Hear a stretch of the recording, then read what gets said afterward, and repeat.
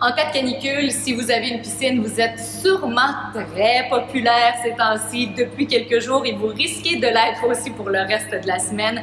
Il faut s'assurer que l'eau de votre piscine est toujours très propre et sécuritaire à la baignade. C'est ce qu'on va faire aujourd'hui ensemble. Alors, j'ai quand même pas beaucoup de choses sur la table, mais les essentiels en cas de canicule. Traitement choc, pH-, les tests maison et en cas extrême, une trousse Gold. On y va par le commencement. On a déjà parlé de calibrer le pH de votre piscine. S'il est mal calibré, s'il n'est pas à la bonne dose, eh bien, on aura de la difficulté à faire agir correctement le chlore. Alors, lorsqu'on prend nos tests, que ce soit gouttelette ou bandelette, on va s'assurer de deux choses, chlore et pH. Le chlore libre, là, ce sont les petits agents, les petits soldats au combat, sont eux qui vont désinfecter l'eau de la piscine. Mais si le pH n'est pas adéquat, les petits soldats n'iront pas combattre très fortement. Alors, on commence par notre pH. Au besoin, on le diminue, il a tendance à augmenter naturellement. Si vous avez à modifier votre pH, attendez idéalement 4 heures avant de faire soit un traitement choc ou encore d'ajouter du chlore pour ajuster le bon niveau. C'est le temps que ça prend pour que l'eau de la piscine réagisse.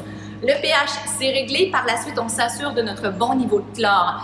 Idéalement, on a toujours un chlore entre 1 et 1,5 ppm, mais en cas de canicule, allez-y un petit peu plus haut, on ne veut pas se tromper.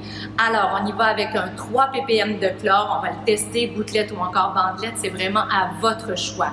Si vous avez un ozonateur, on peut se permettre d'aller en dessous puisqu'il fait déjà un bon travail d'assainissement. Avec l'ozonateur, 1 ppm et vous serez en voiture pour traverser les grandes chaleurs. Si vous avez un système au sel, vous devez quand même toujours tester votre eau.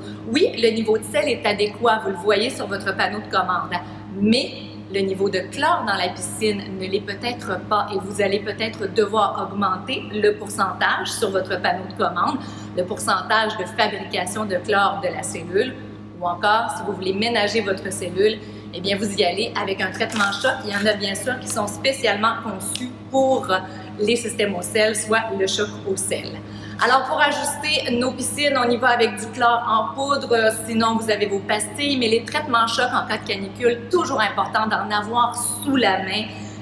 Ici, j'ai deux exemples pour vous, le traitement choc avec le chlore traditionnel ou encore le Brillance qui demeure le choix numéro 1, surtout en cas de canicule, puisqu'à l'intérieur, en plus du chlore traditionnel, on a de l'oxydant et on a un clarifiant.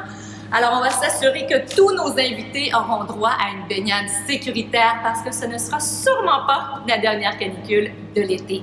Et si jamais, par malheur, vous êtes parti en vacances, vous n'avez pas pu surveiller votre eau, vous avez eu quelques petits dérangements que ce soit, et votre piscine a l'air d'un lac, est un petit peu verte et peu reluisante. Sérieusement, à ce temps-ci de l'année, on ne veut surtout pas perdre des journées de baignade. On n'a pas de temps à perdre, vous allez la ramener facilement avec la trousse Gold.